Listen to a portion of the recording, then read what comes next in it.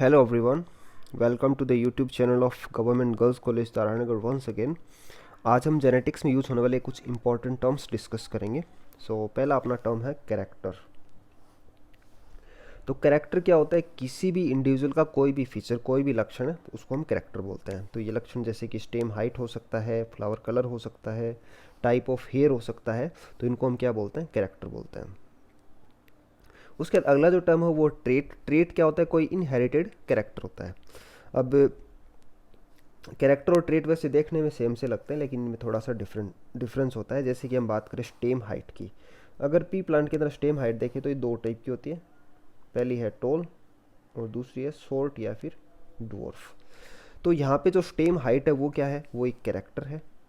और टॉल और डवर्फ क्या है? ये ट्रेट्स हैं। तो ट्रेट्स क्या होते हैं? कैरेक्टर के जो डिफरेंट वेरिएंट्स होते हैं उनको हम क्या बोलते हैं? ट्रेट्स बोलते हैं। यूनिट फैक्टर, तो यूनिट फैक्टर जो शब्द है ये मेंडल ने यूज किया था। मेंडल ने बताया कि जो यूनिट फैक्टर्स होते हैं ये क्या करते हैं? पेरेंट्स ऑफ स्प्रिंग के अंदर कैरेक्टर्स को ले जाने का काम करते हैं। मतलब these are the carriers of traits, carriers of characters. तो उन्होंने बताया कि यह इनहेरिटेंस का यूनिट होता है जो कि किसी भी ट्रेट को कंट्रोल करते हैं। तो ट्रेट या तो ये सिंगली करते हैं, जब कोई ऑर्गेनिज्म हैप्लॉइड होगा तो उसके अंदर इस यूनिट फैक्टर की केवल एक कॉपी होगी, और जब कोई ऑर्गेनिज्म डिप्लॉयड होगा तो उसके अंदर ऐसे फैक्टर्स की दो कॉपीज होंगी। तो इस प्रकार या तो ये सिंगली कंट्रोल करता है या फिर किसी दूसरे फैक्टर के साथ मिलकर ये सेम ट्रेट को कंट्रोल करते हैं। जीन, तो जिस चीज़ को मेंडल ने यूनिट फैक्टर बोला था उसी चीज़ को जॉनसन ने क्या बोला? जीन बोला। तो जीन क्या है? Unit of inheritance. अगर हम सिंपल सी बात करें तो it is the unit of inheritance. अब ये पेरेंट्स ऑफ स्प्रिंग के अंदर कैरेक्टर्स को ले जाने का काम करती है। और पेरेंट्स ऑफ स्प्रिंग में जीन कैसे जाएंगे? जीन्स जाएंगे थ्रू गैमिट। तो गैमिट क्या करता है? पेरेंट्स ऑफ स्प्रिंग के अंदर जीन्स को ले जाने का काम करता है। अगर हम बात करें केमिकली, तो केमिकली क्या होता है? केमिकली है डीएनए का सेगमेंट होता है। तो जैसे जीन जो होते हैं ये क्रोमोसोम के ऊपर पाए जाते हैं। हम अभी बात करने वाले हैं कि क्रोमोसोम के ऊपर स्पेशल साइट्स होती है जिन्हें हम क्या बोलते हैं? लोकस। लोकस के ऊपर जीन प्रेजेंट होता है। और हमें पता है कि क्रोमोसोम जो होता है ये डीएनए और बेसिक प्रोटीन्स, जो कि यूकेरियोट्स के केस में क्या होती है? हिस्टोन प्रोटीन्स का बना होता है। तो डीएनए का बना होता है क्रोमोसोम। और हम बोल रहे हैं कि जो जीन है आपका वो क्रोमोसोम के ऊपर प्रेजेंट है। इसका मतलब जीन क्या होता है? Gene is the segment of DNA. तो डीएनए का ऐसा सेगमेंट जिसका कोई पर्टिकुलर फंक्शन होता है, जो कोई पर्टिकुलर प्रोडक्ट बनाता है, तो उसे हम क्या बोलते हैं? जीन बोलते हैं। उसके अगला जो टर्म है वो है या एलिलोमॉर्फ्स। तो एलील्स क्या होता है? एक ही जीन की ऑल्टरनेटिव फॉर्म्स होती है। तो जैसे कि हम आगे पढ़ेंगे, जैसे मान लो कि अभी अभी हमने पढ़ा कि जो स्टेम की हाइट है ये कैरेक्टर है, इसको कोई ना कोई जीन कंट्रोल करेगा। अब हाइट जो है इसके अलग अलग वेरिएंट्स हैं, जैसे कि टॉल और डwarf। तो जीन जो है वो किसी कैरेक्टर को कंट्रोल करता है, और एलील्स क्या करते हैं? पर्टिकुलर ट्रेट्स को कंट्रोल करते हैं। मतलब अगर हम बात करें हाइट के लिए कोई जीन है, जैसे कि टी, कोई भी टी है। अब इसके दो वेरिएंट हैं, टॉल और ड्वार्फ। तो जैसे मान लें कि कैपिटल टी गवर्न करता है टॉल को और स्मॉल टी गवर्न करता है ड्वार्फ को। तो इस प्रकार से अपने पास एक ही जीन के दो वेरिएंट हो गए, तो इनको हम क्या बोलेंगे? एलील्स बोलते हैं। तो इसी प्रकार से दो से ज़्यादा भी वेरिएंट्स हो सकते हैं एक जीन के। तो एक ही जीन के जो ऑल्टरनेटिव फॉर्म्स होते हैं उन्हें हम क्या बोलते हैं? एलील्स बोलते हैं। अब ये जो एलील्स है ये होमोलोगस क्रोमोसोम के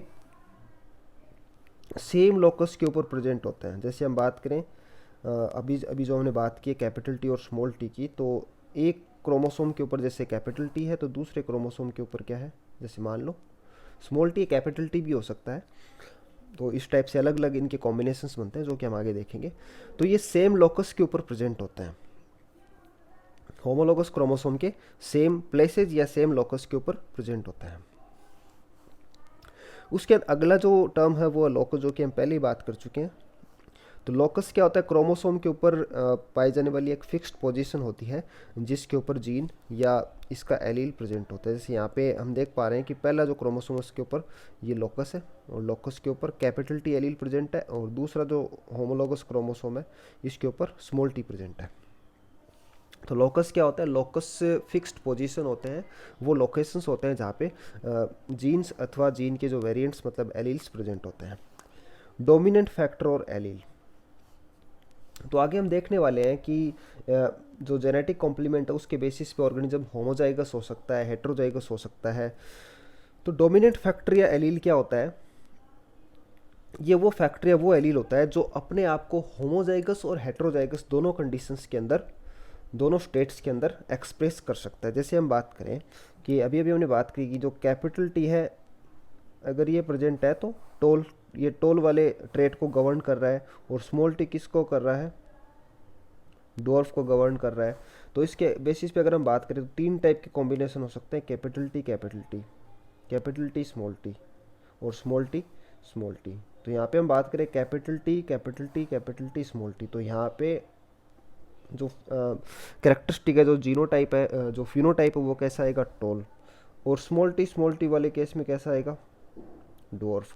तो अगर हम फर्स्ट केस में देखें कि कैपिटल टी जो है वो टोल को गवर्न कर रहा है, तो कैपिटल टी जब प्रेजेंट है मतलब होमोजाइगस है, तब भी कैरेक्टर किसका आ रहा है, कैपिटल टी का। और जो कैपिटल टी स्मॉल टी है इसमें अंदर भी कौन एक्सप्रेस कर पा रहा है, जो कैपिटल टी वो अपने आप को एक्सप्रेस कर पा रहा है, स्मॉल टी अपने आप को एक्सप्रेस नहीं कर पा रहा।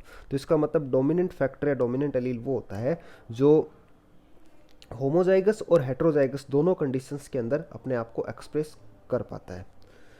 इसके अलावा अगर हम बात करें रिसेसिव फैक्टर है रिसेसिव एलील की, तो रिसेसिव फैक्टर है रिसेसिव एलील अपने आप को तभी एक्सप्रेस कर पाएगा जब ये होमोजाइगस कंडीशन में होगा। हेट्रोजाइगस कंडीशन के अंदर ये अपने आप को एक्सप्रेस नहीं कर पाएगा। जैसे हम देख पा रहे हैं यहाँ पे कि कैपिटल टी स्मॉल टी मतलब हेट्रोजाइगस कंडीशन के अंदर जब ये होता है तब यहाँ पे टोल का कैरेक्टरिस्टिक आ रहा है, डॉर्फ का कैरेक्टरिस्टिक नहीं आ रहा है। इसका मतलब जो डॉर्फ का जो एलील है मतलब जो स्मॉल टी है ये कैसा है, ये रिसेसिव है।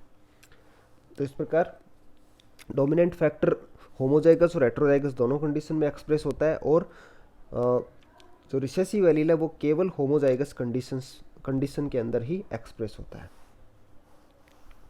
इसके बाद अगला है wild and mutant alleles.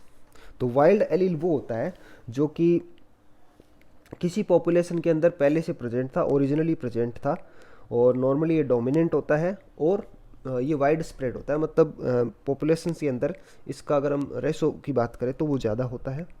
Recessive allele come common होता है, इतना ज़्यादा कॉमन नहीं होता है। और ये कैसे बनता है, वाइल्ड एलील, जैसे मान लो कि अपने पास एक एलील है कैपिटल ए, इसके अंदर म्यूटेशन होता है, म्यूटेशन होता है, और इससे मान लो ये इसके अंदर थोड़ा सा चेंज आ गया और ये किस में कन्वर्ट हो गया, स्मॉल ए के अंदर कन्वर्ट हो गया। तो अब हम इसे क्या बोलेंगे, इसे हम बोलेंगे म्यूटेंट एलील। मतलब जो ओरिजिनली जो प्रेजेंट होता है वो कैसा है, वाइल्ड एलील, और जब इसके अंदर म्यूटेशन आ जाता है तो उससे जो जीन बनता है, इससे जो एलील बनता है उसको हम क्या बोलते हैं, म्यूटेंट एलील। उसके बाद अगला है होमोजाइगोट, होमोजाइगोट या होमोजाइगस इंडिविजुअल, और उसके बाद नेक्स्ट है हेट्रोजाइगोट, हेट्रोजाइगस इंडिविजुअल। इन दोनों को हम एक साथ देख लेते हैं। तो अभी अभी हमने बात की है कि क्रोमोसोम के ऊपर क्या होता है, क्रोमोसोम के ऊपर लोकस होते हैं और लोकस के ऊपर एलील्स प्रेजेंट होते हैं। तो ये मान लो कोई पर्टिकुलर लोकस है, तो सेम लोकस के ऊपर एलील्स प्रेजेंट होते हैं। हम पर्टिकुलर जीन की बात कर लेते हैं, जैसे अपने पास मान लो कि कोई पर्टिकुलर एलील है कैपिटल ए या स्मॉल ए, तो इनकी अगर हम कॉम्बिनेशन की बात करें तो तीन टाइप के कॉम्बिनेशन यहाँ पे बन सकते हैं, capital A capital A, capital A small A, small A small A. तो जो फर्स्ट जो कॉम्बिनेशन है कैपिटल ए कैपिटल, इसको हम होमोजाइगस बोलते हैं, और जो सेकंड है इसको हम बोलते हैं हेट्रोजाइगोट, और जो थर्ड है इसको बोलेंगे होमोजाइगोस। इसका मतलब कैपिटल ए और स्मॉल ए ये दोनों क्या है, होमोजाइगोट या होमोजाइगस इंडिविजुअल है। इसका मतलब होमोजाइगस इंडिविजुअल्स वो होते हैं जिनके अंदर एक ही जीन के आइडेंटिकल एलील्स पाए जाते हैं। तो इन दोनों के अंदर आइडेंटिकल एलील्स है, इन्हें हम क्या बोलेंगे, होमोजाइगस इंडिविजुअल्स। हेट्रोजाइगोट के अंदर क्या होता है, एक जीन के दो कॉन्ट्रास्टिंग फैक्टर्स या दो कॉन्ट्रास्टिंग एलील्स प्रेजेंट होते हैं। जैसे यहाँ पे एक कैपिटल ए है और दूसरा क्या है, स्मॉल ए। अगर हम क्रोमोसोम के ऊपर बात करें, जैसे होमोजाइगस है अपना फर्स्ट, तो ये कैपिटल ए कैपिटल, मतलब एक जो क्रोमोसोम है उसके लोकस पे कैपिटल है, और दूसरा जो होमोलॉगस पेयर का जो क्रोमोसोम है उसके ऊपर भी कैपिटल है, या फिर स्मॉल ए भी हो सकता है। लेकिन अगर हम बात करें हेट्रोजाइगस की, तो हेट्रोजाइगस के अंदर एक तरफ जैसे कैपिटल ए है तो दूसरी तरफ क्या होगा, स्मॉल ए, एक तरफ स्मॉल ए तो दूसरी तरफ क्या होगा, कैपिटल ए। तो इस प्रकार ये जो कॉम्बिनेशन से ये कैसे हो गए, कैपिटल ए स्मॉल ए, तो ये तो हो गया आपके होमोजाइगस। और दूसरा जो कैपिटल ए स्मॉल ए है, ये क्या हो गया, ये हो गया हेटेरोजाइगस या हेटेरोजाइगोट। तो एक बहुत इंपॉर्टेंट, एक बहुत फेमस जो जेनेटिसिस्ट है बैटसन, तो बैटसन ने जेनेटिक्स, एलील, होमोजाइगस, हेटेरोजाइगस और आगे हम पढ़ने वाले F1 और F2, ये सारे टर्म्स किसने दिए थे, बैटसन ने दिए थे। F1 जनरेशन, हम दो पेरेंट्स का क्रॉस करवाते हैं। जैसे मान लो कि अपने पास से एक जो पेरेंट है वो है टोल और दूसरा जो पेरेंट है वो है डॉर्फ, तो इन्हें हम क्या बोलेंगे, इन्हें हम बोलेंगे पेरेंट्स, इनको पी से लिखते हैं हम। तो इनको हम इनका क्रॉस करवाते हैं, इनकी ब्रीडिंग करवाते हैं, तो इससे जो जनरेशन मिलेगी उस जनरेशन को हम क्या बोलते हैं, F1 जनरेशन बोलते हैं। F1 या फर्स्ट फिलियल जनरेशन। तो फिलियल का मतलब क्या, फाइलस का मतलब होता है सन और फिलिया का मतलब होता है डॉटर, मतलब ऑफस्प्रिंग्स। अब F1 के अंदर हम क्या कराते हैं, F1 की हम सेल्फिंग कराते हैं, सेल्फ ब्रीडिंग कराते हैं, तो इससे जो जनरेशन प्रोड्यूस होती है इसको हम क्या बोलते हैं, F2 जनरेशन। उसका अगला टर्म है जीनोटाइप। तो जीनोटाइप क्या होता है, किसी भी पर्टिकुलर कैरेक्टर की हम बात करें किसी इंडिविजुअल के अंदर, तो इसका जीन कॉम्प्लीमेंट क्या है, उसका जेनेटिक कॉन्स्टिट्यूशन क्या है, मतलब जो कैरेक्टर आ रहा है उसके पीछे कौन से जीन्स हैं, तो उसको हम क्या बोलते हैं, जीनोटाइप। जैसे कि हम बात करें टोल प्लांट के, आगे हम समझेंगे इस चीज़ को। तो टोल प्लांट के दो जीनोटाइप हो सकते हैं, पी प्लांट के या तो कैपिटल टी या फिर कैपिटल टी स्मॉल टी। तो यहाँ पे जो टोल है ये आपका फिनोटाइप है और यहाँ पे कैपिटल टी और कैपिटल टी स्मॉल टी, मतलब ये दो एलील्स या जो हम बात कर ले जीन प्रेजेंट है जो कि इस कैरेक्टर के लिए रेस्पॉन्सिबल है, तो इसको हम क्या बोलेंगे, जीनोटाइप। तो जीनोटाइप क्या होता है, किसी भी इंडिविजुअल का विद रिगार्ड टू वन और मोर कैरेक्टर्स, जो जीन कॉम्प्लीमेंट या जेनेटिक कॉन्स्टिट्यूशन होता है, मतलब किसी भी कैरेक्टर के लिए कौन से जीन्स रेस्पॉन्सिबल है, कौन से एलील्स रेस्पॉन्सिबल है, तो उसको हम क्या बोलते हैं, उसका जीनोटाइप। नेक्स्ट है फिनोटाइप। तो फिनोटाइप ग्रीक लैंग्वेज का एक वर्ड है, फेनिन से लिया गया, जिसका मतलब है टू अपीयर, मतलब क्या चीज़ दिख रही है, क्या अपीयर हो रहा है, तो उसको हम फिनोटाइप बोलते हैं। तो किसी भी ऑर्गेनिज्म का कोई भी स्ट्रक्चरल या फंक्शनल कैरेक्टरिस्टिक जिसको हम ऑब्जर्व कर सकते हैं, जिसको हम मेजर कर सकते हैं, जिसको हम देख सकते हैं, जिसको हम माप सकते हैं, तो उसे हम क्या बोलते हैं, फिनोटाइप। तो फिनोटाइप जैसे कि मान लो फ्लावर कलर है, तो फ्लावर कलर है, इट इज़ विजिबल टू आई, हम देख के आसानी से बता सकते हैं। या फिर क्या होता है कि कुछ कैरेक्टर्स ऐसे होते हैं, कुछ फिनोटाइप्स ऐसे होते हैं जो आंखों से देखने से तो नहीं दिखते, लेकिन कुछ केमिकल टेस्ट के द्वारा, जैसे सीरोलॉजिकल टेस्ट होता है ब्लड ग्रुप का, तो उसके द्वारा भी हम इसको डिटेक्ट कर सकते हैं, तो इन्हें हम क्या बोलते हैं, फिनोटाइप। मतलब कोई भी ऑब्जर्वेबल या मेजरेबल जो कैरेक्टर होता है उसको हम क्या बोलते हैं, फिनोटाइप बोलते हैं। उसके बाद अगला है रेसिप्रोकल क्रॉस। तो फॉर एग्जांपल हम कोई क्रॉस करवाते हैं, हम सेम एग्जांपल ले लेते हैं टोल और ड्वार्फ प्लांट का।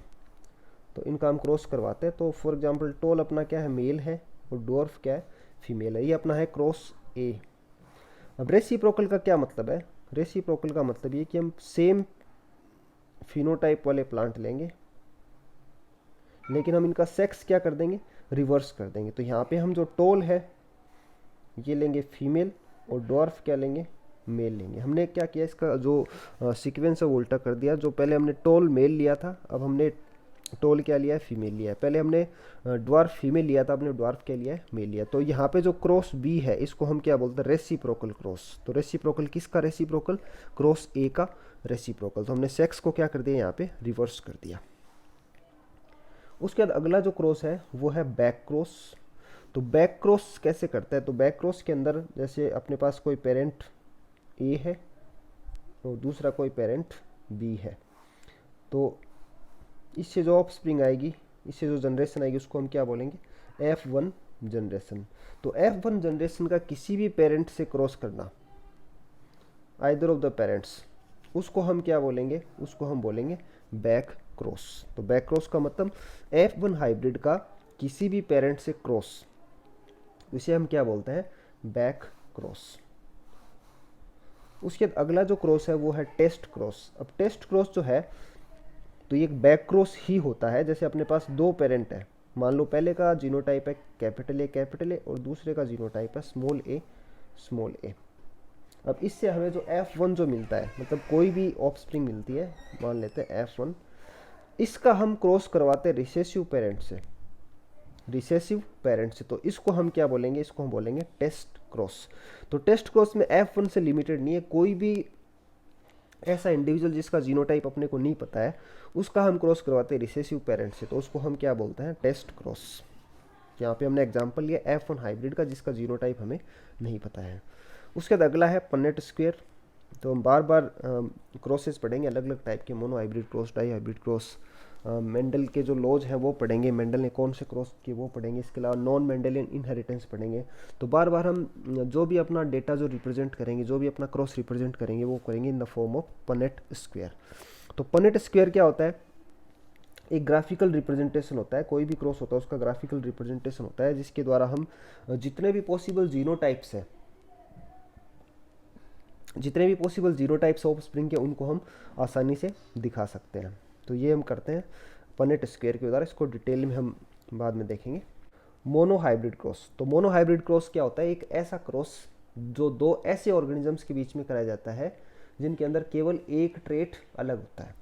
तो ये किया जाता है to study the inheritance of a single gene या a single pair of alleles और फैक्टर्स। तो मतलब एक ही कैरेक्टर की स्टडी के लिए हम क्या करते हैं, मोनो हाइब्रिड क्रॉस करते हैं। अब एक कैरेक्टर जो होते हैं इसको गवर्न करने के लिए अपने पास most of the cases alleles का एक सिंगल पेयर होगा, तो इसे हम क्या बोलेंगे, इस टाइप के क्रॉस को हम क्या बोलेंगे, मोनो हाइब्रिड क्रॉस। तो मोनो हाइब्रिड क्रॉस जो है ये कराया जाता है एक जीन की इनहेरिटेंस को स्टडी करने के लिए, और दो ऐसे ऑर्गेनिजम्स जिनके अंदर केवल एक ट्रेट डिफरेंट होता है तो उनके बीच में ये क्रॉस करवाया जाता है। Mono hybrid ratio. तो मोनो हाइब्रिड रेशो एक ऐसा रेशो होता है जो F2 जनरेशन के अंदर हमें मिलता है। जैसे हम एक मोनो हाइब्रिड क्रॉस करवाएं, जैसे अपने पास एक टॉल प्लांट है, दूसरा डॉर्फ प्लांट है, तो इससे का क्रॉस करवाएंगे तो हमें कौन सी जनरेशन मिलेगी, F1। F1 की सेल्फिंग कराएंगे तो कौन सी जनरेशन मिलेगी, F2। अब F2 के अंदर टॉल प्लांट कितने हैं, डॉर्फ प्लांट कितने हैं, तो इसके रेशो को हम क्या बोलेंगे, मोनो हाइब्रिड रेशो। क्योंकि ये क्रॉस मोनो हाइब्रिड क्रॉस है तो यहाँ पे F2 में आने वाले रेशो को हम बोलेंगे monohybrid ratio. Dihybrid cross. Dihybrid cross करवाया जाता है दो जीन्स की इनहेरिटेंस स्टडी करने के लिए, या फिर टू पेयर्स ऑफ एलील्स की इनहेरिटेंस को स्टडी करने के लिए। तो इसमें हम दो ऐसे ऑर्गेनिजम्स के बीच में क्रॉस करवाते हैं जिनके अंदर दो ट्रेट्स अलग होते हैं। जैसे हम बात करें मटर के अंदर, तो जैसे हमने दो प्लांट लिए, तो एक प्लांट के अंदर जो सीड है वो कैसे हैं, राउंड येलो, और दूसरे के अंदर जैसे मान लो कैसे हैं, रिंकल्ड ग्रीन। तो यहाँ पे हम क्या कर रहे हैं, दो कैरेक्टर्स की एक साथ स्टडी कर रहे हैं, तो इनको गवर्न करने के लिए हमारे पास टू पेयर्स ऑफ एलील होंगे। तो अगर इस टाइप का क्रॉस अगर हम करवाते तो उसे हम क्या बोलते हैं, डाई हाइब्रिड क्रॉस। और यहाँ पे जो F2 जनरेशन के अंदर जो रेशो मिलेगा उसको हम क्या बोलेंगे, डाई हाइब्रिड रेशो। उसके जो अगला टर्म है वो है प्योर लाइन। तो प्योर लाइन ऑलवेज कैसे होते हैं, होमोजाइगस होते हैं, और ये ऐसे होमोजाइगस होते हैं जिनके अंदर कंटिन्यूड इन ब्रीडिंग से कैरेक्टर्स का स्टेबलाइजेशन हो जाता है। मतलब इनके अंदर स्टेबल ट्रेट इनहेरिटेंस देखने को मिलता है कि जैसे मान लो कि अपने पास से कोई प्लांट है जिसके अंदर सीड कैसे हैं, राउंड है। तो जैसे मान लें कि ये होमोजाइगस है, कैपिटल आर, इसकी आप इन ब्रीडिंग करवाते हो और फिर आपको F1 जनरेशन कैसी मिलती है, राउंड मिलती है। फिर करवाते हो, फिर जो आगे वाली जनरेशन मिलती है वो भी कैसी है, राउंड। आगे फिर से करवाते तो फिर से राउंड। तो इस टाइप से क्या होगा कि जो यहाँ पे जो ट्रेट है ये स्टेबल हो गया। तो इस टाइप की लाइन्स को, तो यहाँ पे जो ओरिजिनली हमने जो लिया था वो क्या है, वो एक प्योर लाइन है। तो ये कुछ टर्म्स हैं जो जेनेटिक्स में हम बार बार देखेंगे, जितने भी क्रॉसेज उनके अंदर बार बार ये हम यूज़ में लेंगे। So that's all we have for today. Thank you so much.